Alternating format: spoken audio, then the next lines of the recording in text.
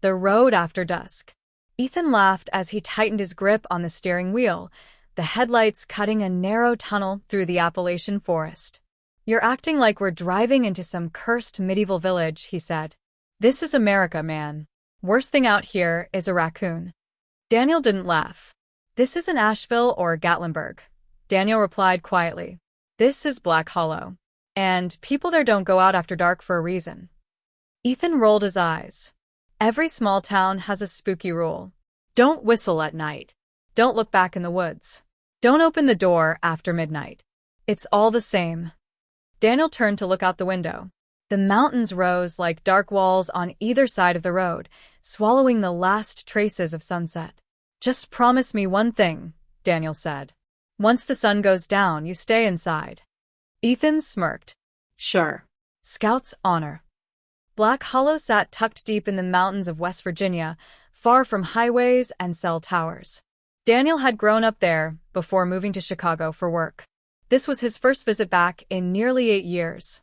Ethan had insisted on coming. "You can't talk up creepy mountain folklore for years and not expect me to see it," he'd said. They arrived just before 6:45 p.m. The town looked ordinary enough. Old wooden houses, narrow roads, porch lights flickering on one by one. But something felt restrained, as if the town itself was holding its breath. Daniel parked near his family's house at the edge of town. His mother was already waiting on the porch. She stepped forward immediately, lighting a small oil lamp and lifting it in a slow, practiced motion in front of Daniel's face. "Mom," Daniel groaned. "I'm not a kid." She ignored him, finishing the motion before lowering the lamp. "You came back close to sunset," she said. "That was careless." Her eyes shifted to Ethan. "And you brought someone who doesn't belong here." Ethan opened his mouth to joke, then stopped. Something in her tone, flat, serious, made him hesitate. Nice to meet you, ma'am." She nodded once. "Inside. Both of you. Now." The porch light clicked on behind them as the front door shut. Dinner was quiet. The windows darkened quickly, the mountains outside disappearing into a wall of black. At exactly 7 p.m., Daniel's mother reached over and locked the door. Then the back door. Then the windows. Ethan watched silently. "So," he said finally, "what happens if someone's outside after 7? No one answered.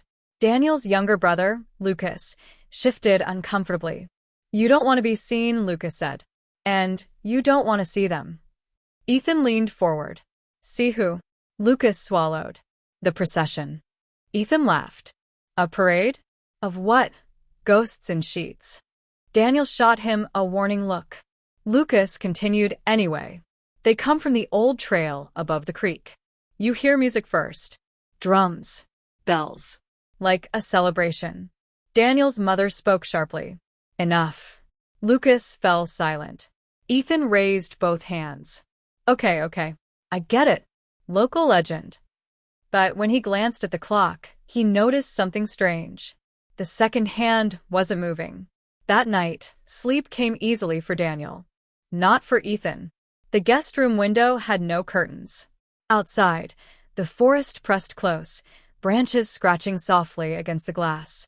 The silence felt too deliberate, like something waiting. Ethan checked his phone. No signal. At 11:47 p.m., he heard it.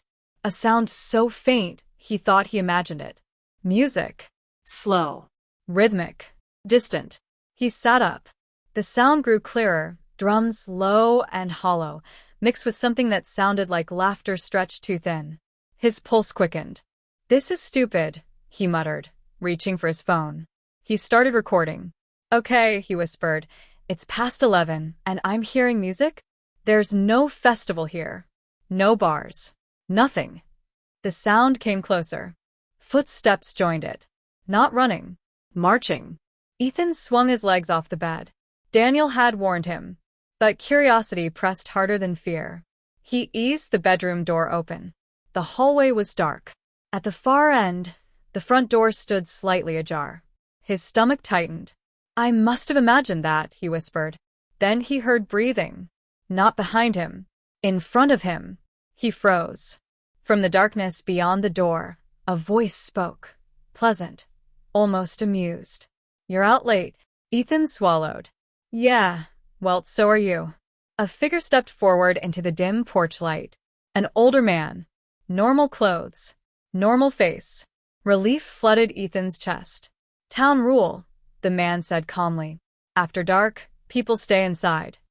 Ethan forced a laugh. "Guess I missed the memo." The man smiled, and his face began to change. The skin around his mouth slackened, melting downward as if softened by heat. His eyes clouded white. His neck twisted slightly too far. Ethan screamed. The man laughed. And then he was gone. Ethan bolted back into the house, slamming the door shut behind him.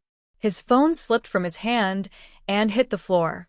The music surged louder outside. So close now. From the window, Ethan saw lights moving between the trees. Dozens of them. Figures followed. Too many. All walking in step. All smiling. And then, everything went black. When morning came, Daniel woke to shouting. Ethan was gone. The front door stood open. Daniel ran outside, heart pounding. Down near the old trail, villagers had gathered. Hanging from the branches of a twisted oak was Ethan's jacket. His phone lay beneath it, still recording. "The procession knows your name." Daniel stood at the edge of the old trail, staring at the phone in the dirt as if it might suddenly explain everything. Ethan's phone was still warm. The screen showed the final frame of the recording, blurry lights drifting between trees, shadows shaped like people but moving wrong, their limbs bending at angles that made Daniel's stomach churn. The audio was worse. The music wasn't just loud. It pulsed, rising and falling like breath. Beneath it, faint laughter echoed. Too layered, too close to be human. Daniel's mother pulled him back by the arm. "Don't listen to it," she hissed. "Not again." Again. The words stuck in his head. "Again?" Daniel asked. "What do you mean again?" The villagers were already dispersing, eyes down, doors closing. No one spoke Ethan's name out loud. No one asked questions. It was as if the town had rehearsed this moment before. Lucas stood pale and shaking behind them. "They took him," he whispered. "Didn't they?" Daniel clenched his fists. "Took him where?" Lucas didn't answer. The sheriff arrived an hour later. Sheriff Caldwell was a broad man with tired eyes and a voice that carried authority even when it softened. "We'll conduct a search," he said carefully. "But these woods are dangerous. People get lost all the time." Daniel slammed the porch railing with his palm. He didn't get lost. Something chased him. Caldwell met his gaze. For a moment, something flickered behind his eyes, recognition. "You left the house after dark?" the sheriff asked quietly. Daniel hesitated. "Yes." Caldwell exhaled slowly. "Then you're lucky you came back." By noon, the search party had found nothing. No footprints. No blood. No signs of a struggle. Just silence. That night, Daniel couldn't sleep. Every creak of the house sounded like footsteps. Every gust of wind carried the echo of distant drums. At 6:58 p.m., his mother locked the doors. At 7 p.m., the town went dark. Not completely. Porch lights glowed faintly, but something in the air shifted. The forest pressed closer, swallowing sound. Daniel sat on his bed, Ethan's phone clenched in his hand. He shouldn't. He knew he shouldn't. But he pressed play. The recording resumed where it had cut off. Ethan's breathing was frantic now. Okay, this isn't funny anymore," Ethan whispered. "There's people everywhere. They're smiling. God, why are they smiling like that?" A voice answered him. Soft. Familiar. "Ethan." Daniel's heart stopped. It was his voice. "I can't hear you," Ethan said shakily. "Danny? Is that you?" The music swelled. The recording ended with a single sentence, spoken clearly by dozens of voices at once. "You stayed too long." The phone went dead. Daniel didn't realize he was shaking until Lucas touched his shoulder. "You can't listen to them," Lucas said. "That's how it starts." "How it starts?" Daniel snapped. Lucas looked toward the window. "They learn you." Later that night, Daniel sat with his mother at the kitchen table. The oil lamp between them flickered. "Why didn't you tell me?" Daniel demanded. "About any of this?" She stared at the flame. "Because you left," she said. "And because knowing doesn't always protect you." She reached into a drawer and pulled out an old photograph. It showed a wedding procession, men carrying instruments, women in pale dresses. But their faces were blurred. "Before the roads," she said, "before electricity, people died on these mountains all the time. Storms, falls, hunger. They buried their dead fast. Sometimes wrong." Daniel felt cold. "They say the souls that never reached home kept walking," she continued, "looking for a door that would open." "What do they want?" Daniel asked. She met his eyes. "Company." That night, Daniel heard footsteps outside his window. Slow. Measured. He didn't move. Didn't breathe. Then came the music. Low drums. Bells. The sound of celebration dragged through rot. A voice whispered through the glass. "Daniel." He squeezed his eyes shut. Another voice joined it. "Ethan's. Open the door, man. I can't find my way back." Tears burned Daniel's eyes. "Don't answer," his mother whispered from the hallway. "No matter what they sound like." The voice outside grew impatient. "You came back here for a reason," it said. "You left us once." The window rattled gently. "We don't like being ignored." The procession began to move again, footsteps fading into the woods. Daniel collapsed to the floor. At dawn, the sheriff returned. "They found something," Caldwell said grimly. "Down by the creek, half buried in mud, lay Ethan's shoe. Inside it was dirt, and a small brass bell, identical to the ones Daniel heard ringing in his dreams." Caldwell looked Daniel straight in the eyes. "They don't always kill," he said. "Sometimes they let people walk with them." Daniel swallowed. "And sometimes—" Caldwell turned away. "Sometimes they come back. When the mountain calls you back." Daniel stopped sleeping after the third night. Not because he didn't try, but because every time he closed his eyes, the music found him. It no longer came from outside. It came from inside his head. Low drums, bent trumpets, bells that rang a fraction of a second too late, as if echoing from somewhere underground. The sound didn't wake him anymore. It waited for him to drift off, then began gently, patiently, like something knocking on a door it knew would eventually open. At exactly 6:50 p.m., Daniel's phone vibrated. No signal bars. No notifications. Just one message. Unknown number. "You left before the last song." Daniel threw the phone across the room. The sheriff called an emergency town meeting the next morning. Only half the residents showed up. The rest stayed home, curtains drawn, pretending silence was safety. Sheriff Caldwell stood at the front of the old community hall, his badge dull in the fluorescent light. "We've had 3 disappearances in 6 weeks," he said. 2 hikers. 1 local. Everyone knew who he meant. Ethan. No one said the name. Daniel raised his hand. "Why hasn't anyone left town?" Murmurs spread. An older woman spoke before Caldwell could answer. "Because the mountain doesn't like being abandoned." Daniel felt something cold crawl up his spine. That afternoon, Lucas finally told him the rest. They sat on the porch steps, staring at the tree line where the shadows never quite moved right. "My grandfather saw them," Lucas said quietly. "When he was a kid, he followed the music." Daniel didn't interrupt. He said the procession looked normal from far away. Lights. Laughter. Like a wedding or a festival. Lucas swallowed. "But when you get close, you notice the mistakes. Faces too smooth.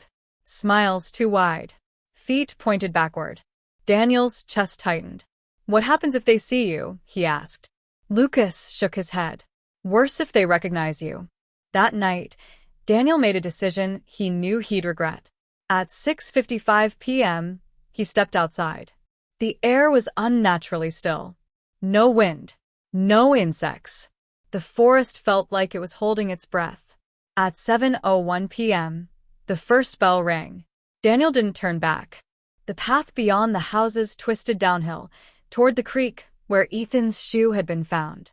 The darkness deepened unnaturally, swallowing the beam of Daniel's flashlight as if it resented the intrusion. Then he saw them. Lights between the trees. Dozens of them. Lanterns swaying in perfect rhythm. The music rose, joyful, warped, unbearably close. Figures emerged from the darkness. Men in suits too old for modern fashion. Women in pale dresses stained at the hem. Their skin shimmered faintly, like wet stone under moonlight. At the center of the procession walked a familiar shape. Ethan. He looked untouched.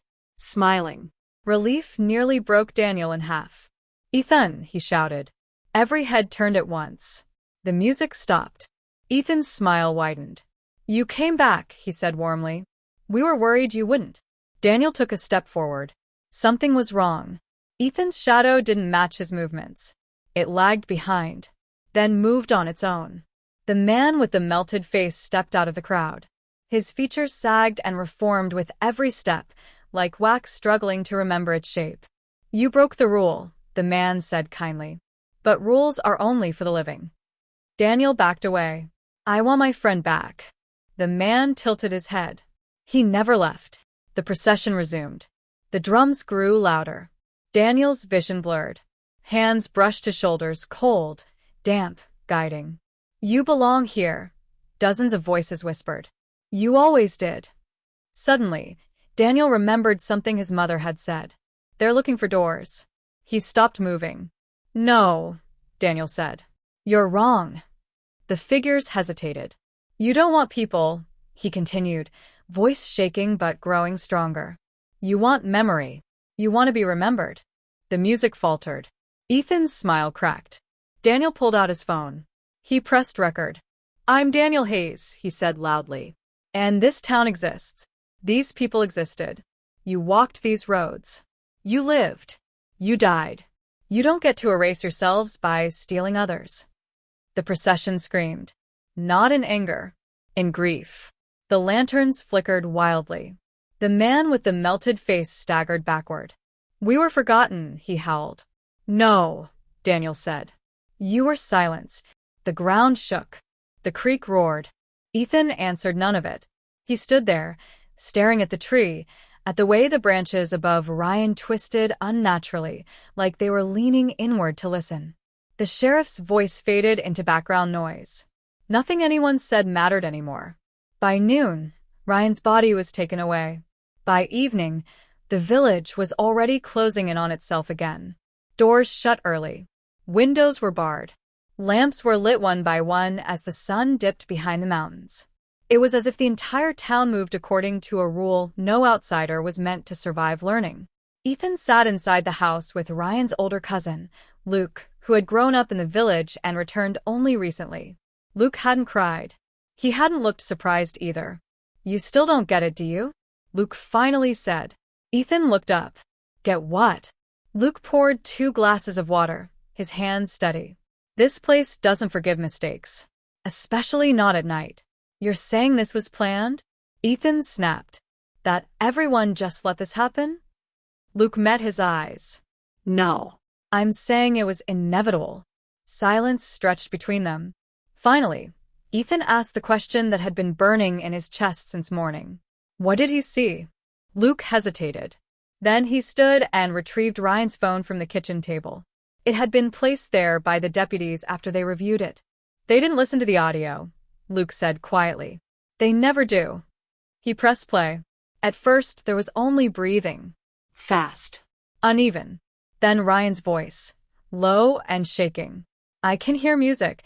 I swear it's music. Like a wedding band. But there's no one here." The sound changed. Distant drums. Hollow, uneven. The kind of rhythm that made your skin crawl rather than dance. Ryan whispered, "They're walking wrong. Their feet. God, their feet are backward." A pause. Then something else. Not a voice. Not quite laughter. The recording cut off abruptly. Ethan's hands trembled as Luke took the phone back. "That's the procession," Luke said. "The night walkers. Some call it a wedding. Some call it a hunt." "Why Ryan?" Ethan asked. "Why him?" Luke's jaw tightened. "Because he didn't belong here. And because he stayed outside after dark." A loud knock suddenly hit the door. Both men froze. Another knock followed, slow, deliberate. Luke moved first, checking the time on the wall clock. 6:58 p.m. His face drained of color. "Don't answer," Luke whispered. "No matter what you hear next." The knock came again. This time, a voice followed. "Ethan," it said softly. Ethan's blood ran cold. It was Ryan's voice. From the other side of the door. Luke grabbed Ethan's arm, his grip iron-tight. "Whatever you do," he hissed, "do not open that door." Outside, the voice repeated his name, closer now, clearer. And behind it, faintly, the sound of drums began to rise again. The clock ticked once more. 7 p.m. And the mountain woke up.